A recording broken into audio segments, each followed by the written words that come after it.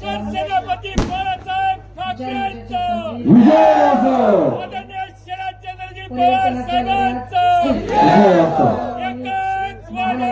रोहित दादा योगदान दिलं त्या सर्व महामानवांना महानायकांना विनम्र अभिवादन करत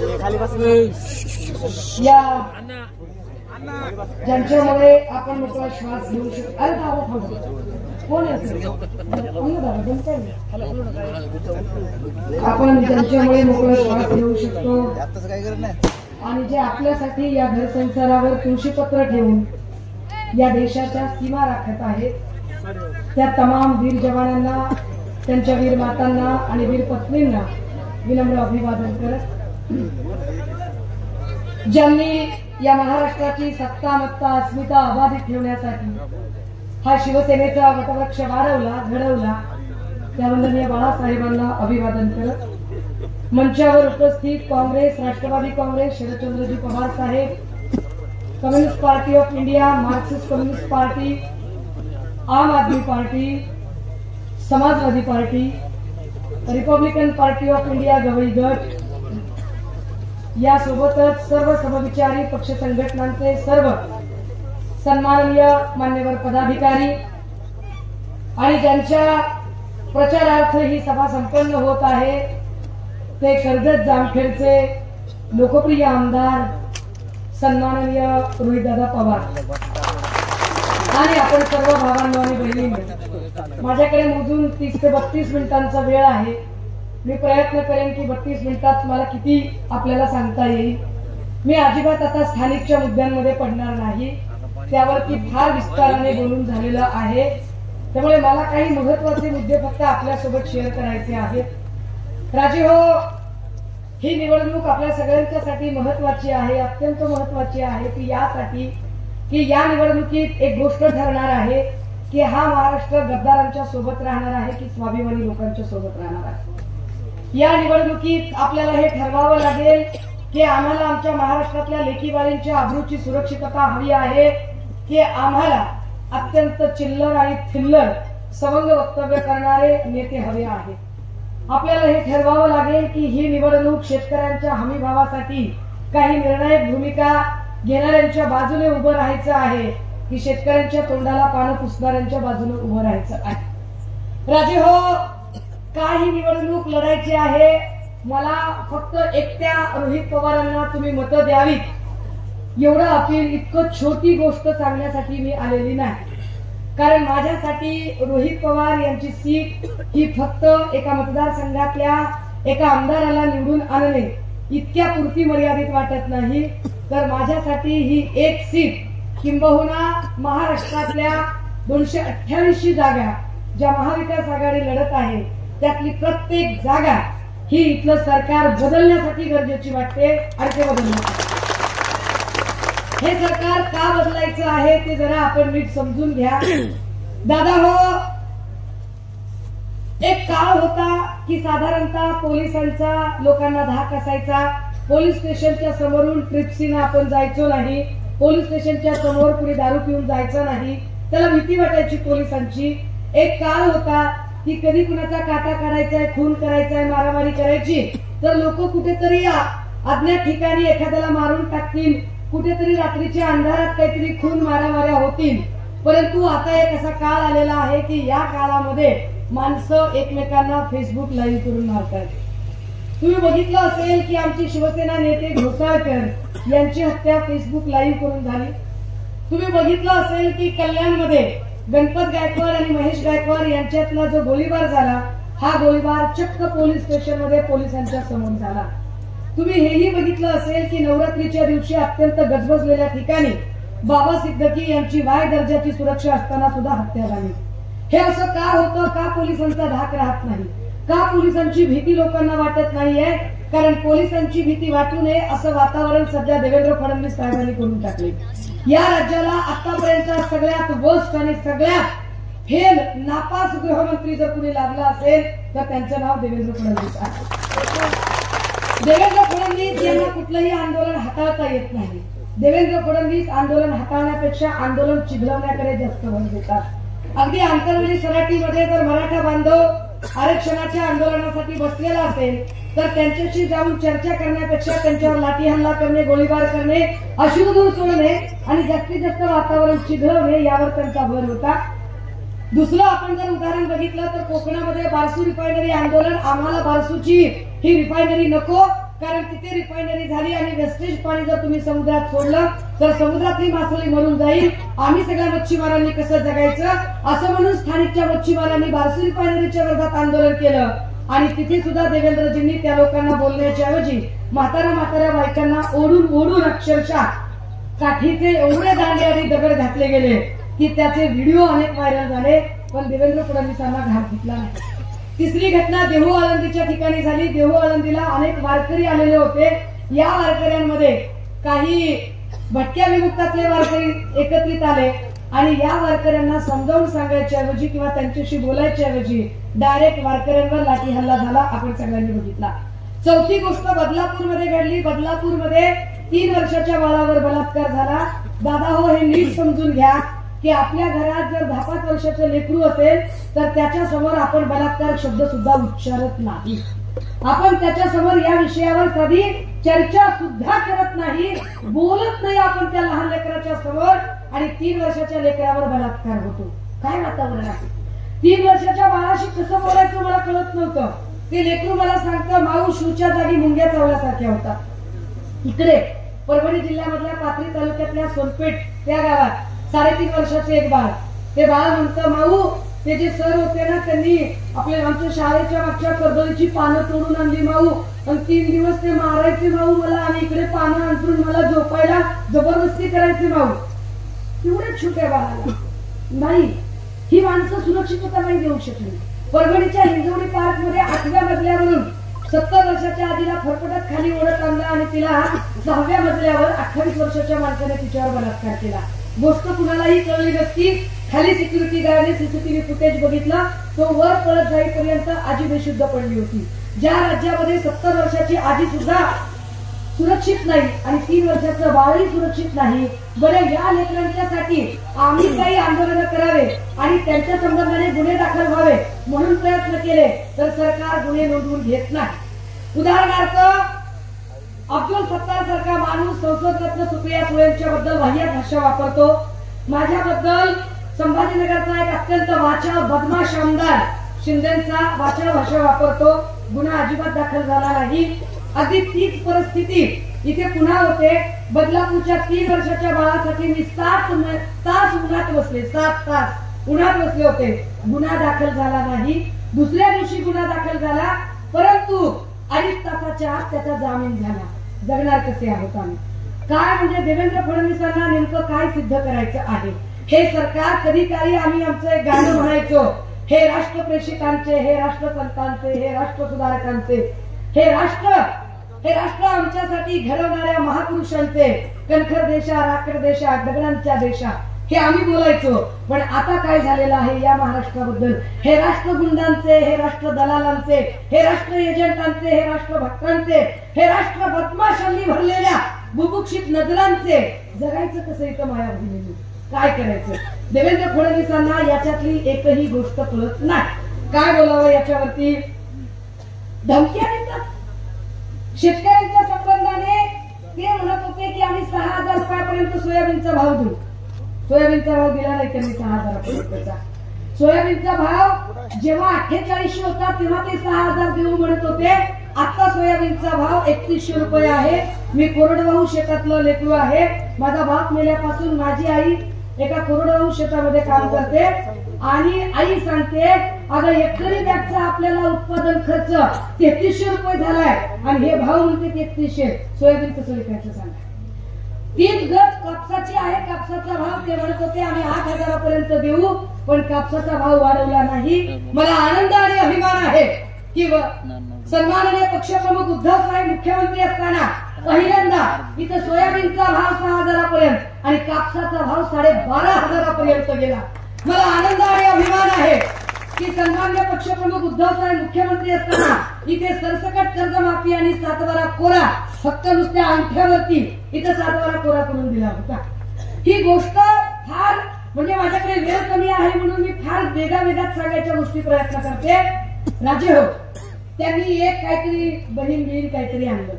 त्यांना लक्षात घ्या, तुमची बहीण तुम्हाला राखी कधीपासून बांधते? जन्मापासून बांधते. का आधार त्याला पटेल मागचं विसरलं चट, जन्मापासून राखी बांधते आहे का? जन्मापासून. एकनाथ शिंदेचं वय आता साधारणतः 60-65च्या घरात आहे. एकनाथ शिंदे केव्हापासून आमच्याकडे शाखा प्रमुख होते, गटप्रमुख होते, महाप्रमुख होते, नंतर आमदार झाले, मंत्री झाले आणि त्यांना एकदा बी बहीण आठवली नाही. ते मुख्यमंत्री झाले जून 2022ला. 2022चा जुलै, ऑगस्ट, सप्टेंबर, ऑक्टोबर, नोव्हेंबर, डिसेंबर गेला, बहीण आठवली नाही. मग त्यांना 2023चा जानेवारी, फेब्रुवारी, मार्च, एप्रिल, मे, जून, जुलै, ऑगस्ट, सप्टेंबर, ऑक्टोबर, नोव्हेंबर, डिसेंबर गेला, बहीण आठवली नाही. 2024 जानेवारी, फेब्रुवारी, मार्च, एप्रिल, मे, बहीण आठवली नाही. जसा काही बहिणीनं लोकसभेत इंगा दाखवला.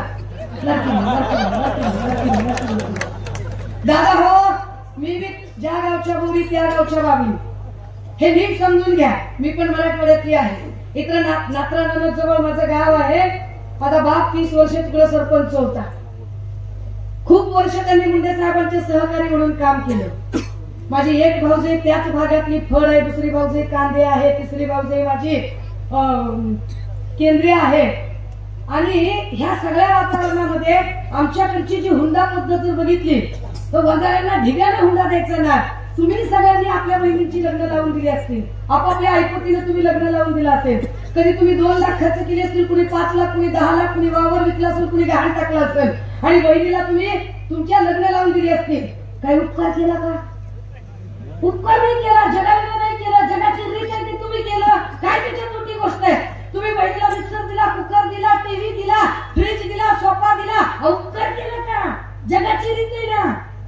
तुम्ही 5,000चा मिक्सर दिला, काही लग्नाच्या मांडवात रुकवतात बॅनर लावला का? लाडक्या बहिणीला 5,000चा मिक्सर दिला, लावला बॅनर?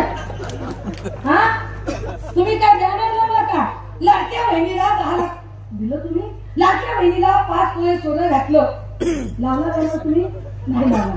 तुम्ही कधी बहिणीला भेटायला गेलात, बहिणीनं सांगितलं असेल, आज दादा तुझ्या दाजीची लय गरगळ चालली बघ, सोयाबीनला बी भाव नाही, पोराला काही नोकरी नाही आणि एक पुरीचं अजून उजवायचे आणि सारखं सारखं दाजी आजारी पडायला येतं आणि तुझे पैसे नंतर देते.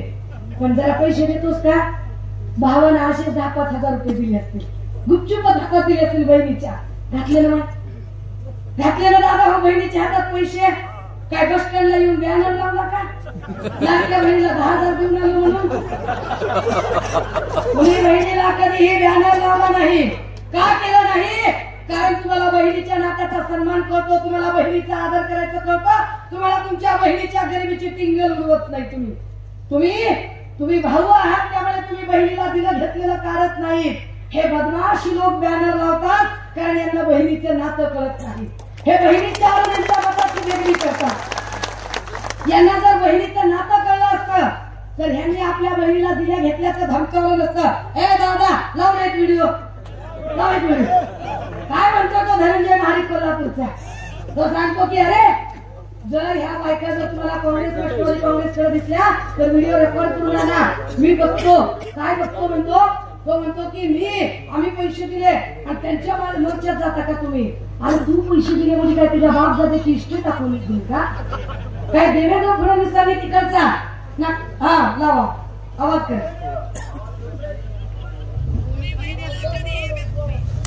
आवाज अरे काय आवाज बघ, आवाज येत नसेल तर वेळ जाऊ देत, वेळ नाही घालवत मी त्याच्यामध्ये. धनंजय महाडिक सांगताय की तुम्हाला जर कुणी तिकडे बाई दिसली तर तिचा व्हिडिओ रेकॉर्ड करून आणा, आपण तिचं नाव यादीतनं काढून टाकू. का? कशासाठी? काय देवेंद्र फडणवीसांनी नागपूरचा बंगला विकून आम्हाला पैसे दिले का? काय का अजित पवारांनी आम्हाला बारामतीची एखादी प्रॉपर्टी विकून पैसे दिले? कशा काय बोलता तुम्ही? अरे ज्यांना इथं लाडकी बहिणीची योजना वाचली त्यांना लोकसभेत आपल्या लाडक्या बहिणीच्या विरोधात उमेदवार दिला होता. हे काय विसरलो का आम्ही? तुम्ही कुणाला नाटक सांगताय? काय पद्धतीचा गलिच्छपणा केला जातो? दादा हो, भाषा काय चालली आहे यांची? सगळी राजकीय संस्कृती रसातळाला घालवली. अरे सहज माणूस म्हणू शकतो, आम्ही म्हणतो पवार साहेब आपल्यासाठी बाप माणूस आहे, आपण बोलतो ना. हा, उद्धव साहेब आमच्यासाठी कुटुंब प्रमुख बाप माणूस आहे. त्या जयश्री थोरात तिकडे संगमनेर मध्ये म्हणाल्या की माझ्या बापाने अगदी बाप माणसासारखी सगळ्यांची काळजी घेतली. काय बोलावं त्याच्यावर भाजपच्या नेत्यांनी? सुजय विखे आणि आपण त्यांना आसमान दाखवले लोकसभेत, रोहित दादांनीच दाखवले. येते का आवाज? बघा बरं काय म्हणते ते, काय ते जयश्री थोरात बोलले.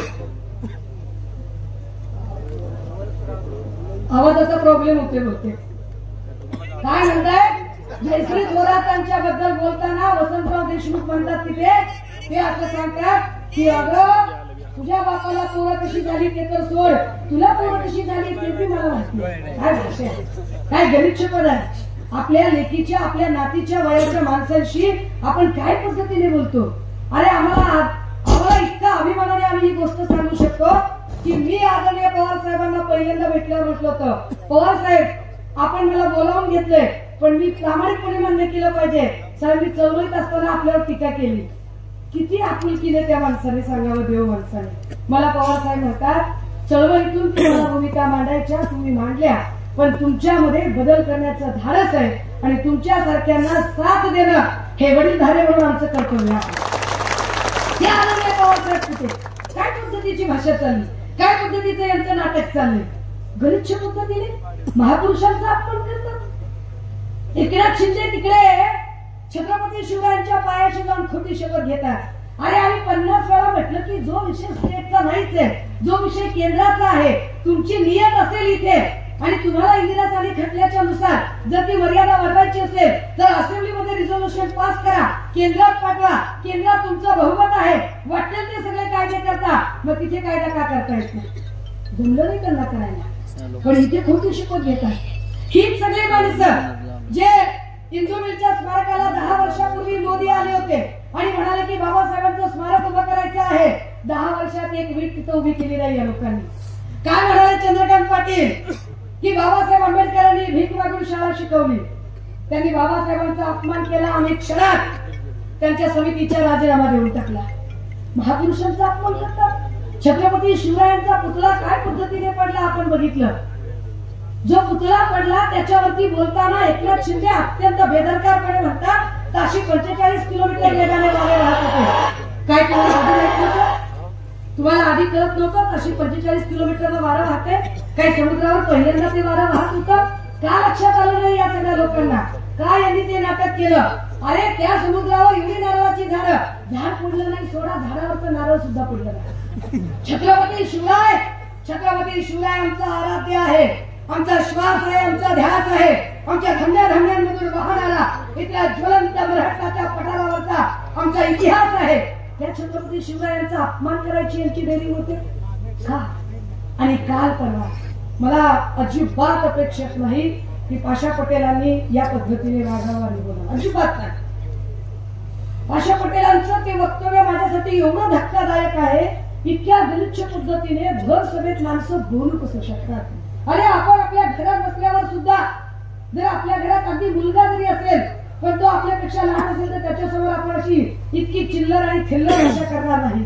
इतकी बेदरकार भाषा केली जाते, इतक्या वाईट पद्धतीने बोललं जातं. मला तर असं वाटलं पहिल्यांदा बघितल्यावर की पाशा पटेलची आणि राम शिंदेची काहीतरी दुश्मनी असेल. राम शिंदेला कारण एवढा बोलल्यावर राम शिंदे काही निवडून येत नसतं. आणि माफ करा, मला काही राम शिंदेवर अजिबात बोलायचं नाही. अरे जे राम शिंदे पाशा पटेल माझे गुरु आहेत म्हणते त्याच्यामुळे शिष्याची लायकी काय की मी राम शिंदेवर एक शब्द बोलणार नाही. त्याचं कारण असं आहे आपल्याला प्यादे मारायला आवडत नाही. वजीर हाणला पाहिजे आणि वजीर हाणायचा वजीर फडणवीस.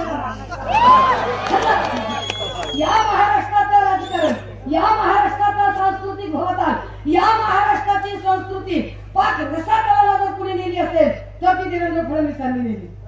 अरे काय पद्धतीने जर सत्ताधाऱ्याचा कुणी असेल तर लगेच सत्ताधाऱ्याने काही केली की सोडून द्यायचं आणि विरोधकांवर गुन्हे दाखल करायचे. काय गुन्हा दाखल केला म्हणून विचारलं तर म्हणाले BNS 296 दाखल केलाय. पाशा पटेलांवर गुन्हा काय? BNS 296. काय असतं BNS 296? तर म्हणे एखादं काहीतरी अश्लील गाणं बिणं वाजवल्यावर आणि दंड किती त्याला? 1000 रुपये. म्हणजे people who having the capacity to pay 2000 rupees he can harass us twice. ज्याच्याकडे त्याच्या खिशात 2000 रुपये असतील तो 2 वेळा अशा पद्धतीने गलिच्छ भाषा करू शकतो. ज्याच्या खिशात 5000 रुपये असतील तो 5 वेळा गलिच्छ भाषा करू शकतो. 1000 रुपये हा दंड आहे. 1000 रुपये हा दंड आहे. इतक्या गलिच्छ पद्धतीने एखादा माणूस बोलतो आणि देवेंद्र फडणवीसांना याच्यामध्ये किंचितही वाईट वाटत नाही. यांनी त्यांच्या भाजपच्या आक्रस्ताला बायका अगदी आकाश पाताळ एक करून सोडतात, पण याच्यावर त्यांना काहीच बोलावं असं वाटतं नाही. चकार शब्द त्यांना करावं असं वाटत नाही. काय गलिच्छपणा, काय गलिच्छपणाचं राजकारण. दिवसा ढवळ्या खून मारामाऱ्या शेतकऱ्यांचा विचार नाही. एक असं स्टेटमेंट दाखवा आणि जाहिराती तर किती बाबा बाबा बाबा बाबा. टीव्ही लावली की त्याचीच जाहिरात, टीव्ही लावली की त्याचीच जाहिरात, कुठं बी गेलं की त्याच बॅनर. अरे किती जाहिराती करतो बाबा, पैसा कुठला आला? आमच्याच खोक्यांचा ना, आमच्याच जीएसटीचा, आमच्याच कष्टाचा. आमच्या सोयाबीन मध्ये काटा मारला, आमच्या कापसात काटा मारला, आमच्या दुधात काटा मारला आणि ती सगळा पैसा आता जाहिराती बाहेर करतो. होय, पण राजे हो नीट समजून घ्या, जाहिरात कशाची असते मी लाख वेळा सांगते. जाहिरात दुधाची नसते. तुम्ही नेटफ्लिक्स बघा, अमेझॉन बघा, मोबाईल तुम्ही असा स्क्रोल करा.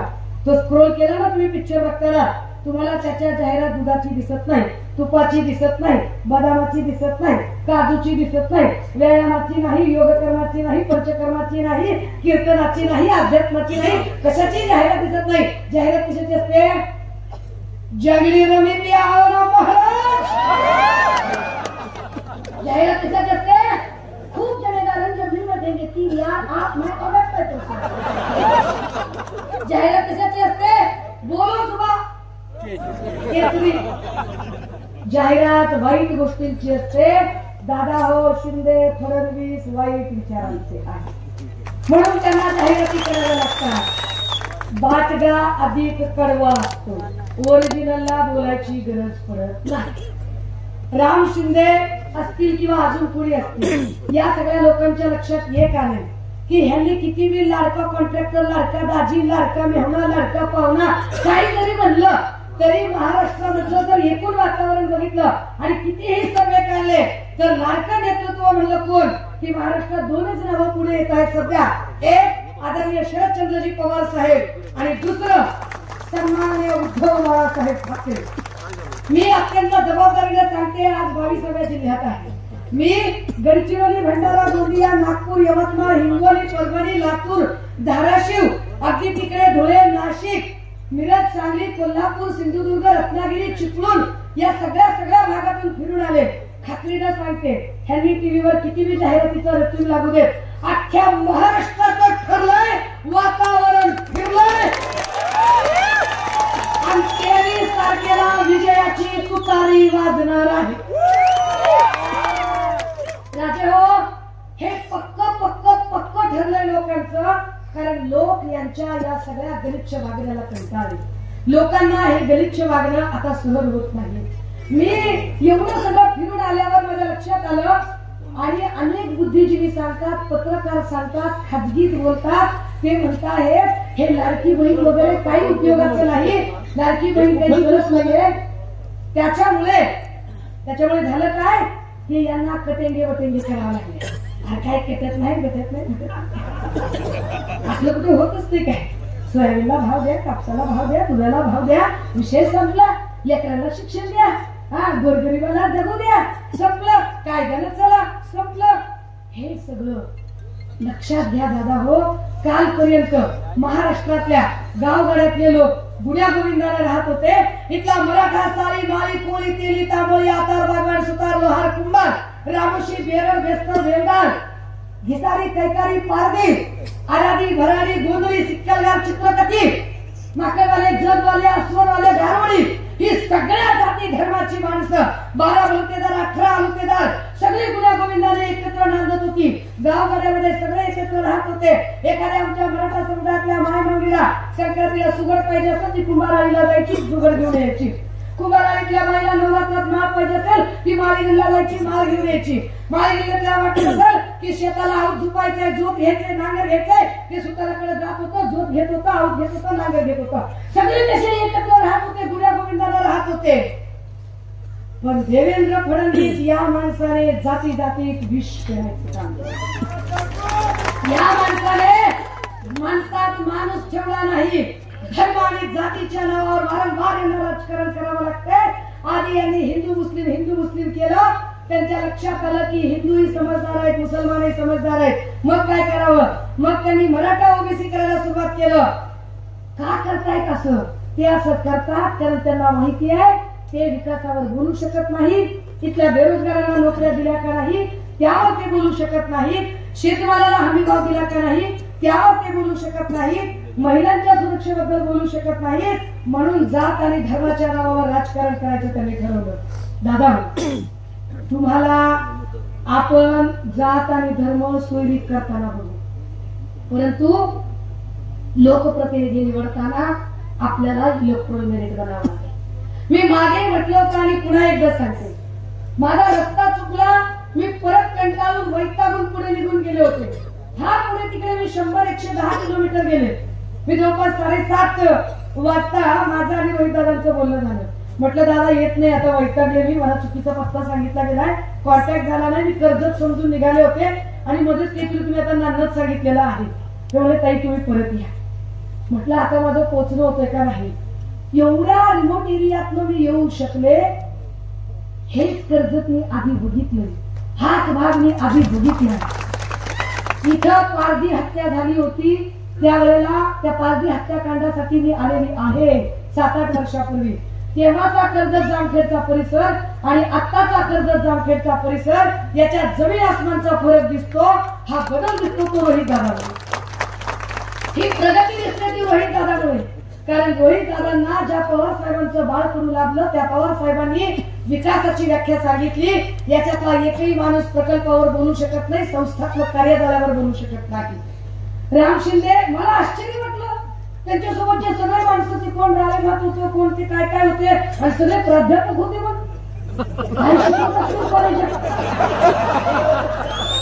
अरे मास्तर होते तुम्ही. अरे मास्तरांनी काय शिकवायचं असते? अरे मास्तर म्हणल्यावर जिसका माँ का स्तर होता है वो मास्तर होता है. आणि मास्तरांनी जर असं वाया गेल्यासारखं बोललं तर पिढ्या खड्यात धरतो का काय तुम्ही? दादा हो, हे कर्जत जामखेडच्या लोकांनी ठरवायचंय. अशा छिछोर थिल्लर लोकांच्या हातात हे कर्जत जामखेड द्यायचं का सभ्य आणि सुसंस्कृत लोकांच्या हातात द्यायचं? डिसिजन एक दिवस. मी अजिबात तुम्हाला आता विनंती करत बसत नाही. कारण तुम्ही काय, तुम्ही दुनियाची हुशार माणसं म्हणलं तर ताकद काय अख्खं जेवण तुम्हाला कळतंय. तुम्हाला एवढं कळू नका की इतक्या वाईट पद्धतीने जर कुणी बोलतं येऊन तर त्या माणसांचा बंदोबस्त काय केला पाहिजे. दादा हो, जर या लोकांना अजून एक गोष्ट आहे. अरे नखा बोटानं साधा आपण एखादा एक रूम जरी बांधला ना दगड माती विटाचा आणि त्या घरातनं आपल्याला कुणी बाहेर काढायला लागलं आपल्या डोळ्याला धारा लागते. त्याला आमचं कष्टानं बांधलेलं आहे. ज्या बाळासाहेबांनी कष्टाने पक्ष उभा केला तो पक्ष त्यांचा अख्खा फोडून त्या पक्षाचं नाव चिन्ह सगळं काही दुसऱ्या कोणाला तरी द्यायचं ठरवलं. ज्या पंढरीया बाळासाहेबांनी पक्ष उभा केला त्यांच्याच लेखाला त्या पक्षातनं बाहेर काढायचं आणि त्याचं नाव चिन्ह चोरायचं. कुणामुळे हिंमत झाली? ही हिंमत झाली देवेंद्र फडणवीस. सभागृहाच्या पटलावर ऑन रेकॉर्ड एकनाथ शिंदे म्हणतात की मी हे करूच शकलो नसतो, पण आमच्या पाठीमागे कलाकार होते देवेंद्रजी, ते मला रात्री वेशांतर करून भेटायला येत होते. कोण म्हणते? एकनाथ शिंदे म्हणतात. स्वतः आमची भाऊजाई म्हणते, स्वतः आमची भाऊजाई अमृता वहिनी म्हणते देवेंद्र असा हुडीमिडी घाली अशा बाबन निघेल घालायचा आणि रात्रीच्या अंधारात रात्रीच अंथरुणात जायचा. मी म्हणायची देवेंद्र तू असं कुठे जातोयस आणि काय करतोयस देवेंद्र? मग मला कळलं की देवेंद्र तर पक्ष फोडत होता. मी पक्ष फोडले देवेंद्र फडणवीसांनी. राष्ट्रवादी कुणी चोरायला लावली देवेंद्र फडणवीसांनी. शिवसेनेचं वाटोळं कुणी केलं देवेंद्र फडणवीसांनी. या महाराष्ट्राचा सगळा राजकीय स्तर कुणी ठरवला? देवेंद्र फडणवीसांनी. त्या देवेंद्र फडणवीसांनी नेते घडवले नाही दादा हो. नेते घडवणारा चाणक्य असतो. यांनी काही नेते बिते घडवले नाही, काय नाटक केलं नाही. अरे जर पवार साहेबांना जर म्हटलं की तुम्ही कुणाला घडवलं तर आपण सांगू शकतो. दिलीप वळसे पाटील असतील, प्रफुल्ल पटेल असतील, किंवा अगदी तिकडचे हसन मुश्रीफ असतील, किंवा स्वतः अजितदादा असतील. या सगळ्यांना कुणी घडवलं तर पवार साहेबांनी घडवलं. बाळासाहेबांनी कुणाला घडवलं? अनंतराव अडसूळ असतील, चंद्रकांत खैरे असतील, नारायण राणे असतील, छगन भुजबळ असतील, राज ठाकरे असतील किंवा उद्धव ठाकरे असतील. कुणी घडवलं? बाळासाहेबांनी घडवलं. देवेंद्र फडणवीस कुणाला घडवलं? देवेंद्र फडणवीसने लोक चोरले चोरले चोरले. आज घडीला भाजप म्हणजे भारतीय जनता पार्टी राहिली नाही. आज घडीला भाजप म्हणजे भाड्यानं जमवलेली पार्टी झाली. देवेंद्र फडणवीसांनी ब्लॅकमेल करून येणे. दादा हो, एक काळ तुम्ही विचार करा. तुम्हाला साधारण बिडी माहिती असेल है का नाही? आपण बिडी ऐकली होती 10-5 वर्षापूर्वी, काडी ऐकली होती, पुन्हा शिरी बी ऐकली. ईडी कधी ऐकली? देवेंद्र फडणवीसच्या काळात. ज्याला ज्याला ईडी लावली ते सगळे गेले, पण गेलेल्या कुणाला तरी शिक्षा झाली का? जे गेले ते तिकडे वॉशिंग मशीन मध्ये धुवून निघाले. ब्लॅकमेल करून माणसं नेली, ब्लॅकमेल करू एकेकाला गायब केलं आणि हा महाराष्ट्राचं वाटोळ करायचं पाप केलं. हा महाराष्ट्राची घडी जर पुन्हा एकदा नीट बसवायची असेल आणि महाराष्ट्रात जर सरकार बदलायचं असेल, आणि होय पोलिस ऐकत असतील, मला काही दिसत नको म्हणून जरा बोलणं गेलं. मला माहिती आहे पोलिसांचा माझ्यावर लय जीव आहे दादा हो. 1000 रुपयाचा दंड असणारी शिक्षा तुम्ही आज राष्ट्रपतीसाठी ऐकवली आहे. कायदा काय असतं ते आम्हाला बी कळतंय राजे हो. काहीच काळजी करू नका. 1 महिन्यानंतर मी तुमच्या सोबत आणि तुम्ही माझ्यासोबत. महाराष्ट्रातल्या लेकीबाळींची सुरक्षा देण्यासाठी आता कुटुंब प्रमुखांचं राज्य आलं पाहिजे. होय, हे सरकार बदललं पाहिजे. आणि आपला किती नंबर आहे? हा दादा हो, चुलीला दगड किती असतात? ऋतू किती? जगण्याच्या अवस्था किती? आणि ईव्हीएमचा नंबर किती? यस, 3 नंबरचं बटन दणक्यात दाबायचंय. लक्षात घ्या, कमळ कुठं उगवतं माहितीये का? जिथं लई चिखल असते, गटार असते, तिथं कमळ उगवतं.